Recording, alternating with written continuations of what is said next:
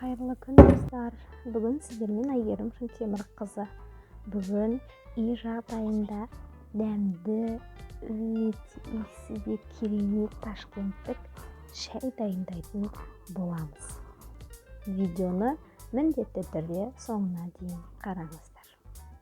Бізге керекті ингредиент қара шай, көк шай, набат және бал. Міндетті түрде қасықпен шайнекті ұмытпаңыздар. Ал енді шайды дайындауды бастайық. Бірінші пакеттегі қара шайды саламыз. Одан кейін үстіне бір қасық көк шай салатын боламыз. Бұл ас қасықпен өлшегенде. Және бір набат және бір қасық балды саламыз.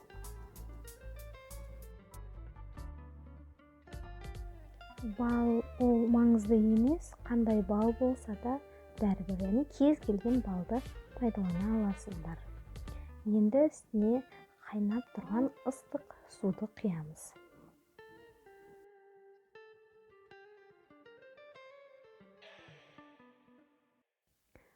Шайды, яғни ыстық суды құйып жатқан кезде міндетті түрде жақсылап араластырамыз.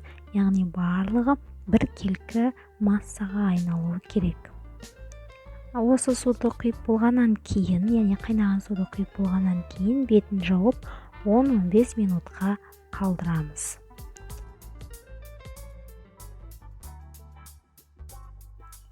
Міне қараңыздар, қандай керемет. Иісін айтсаңыздаршы. Иісі деген бір күшті. Сіздерге де дайындап көруге кеңес беремін. Міне құйғанда қандай тамаша, өте дәмді, иісі де бір ерекше.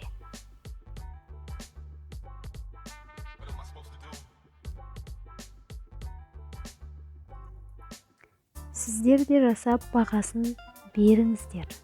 Сіздерден қолдау күтемін. Міндетті түрде менің каналыма тіркеліп, лайк, коммент жазып, подписаться батырмасын басуды ұмытпаңыздар. Қоңыраушаны да басып алыңыздар. Рахмет.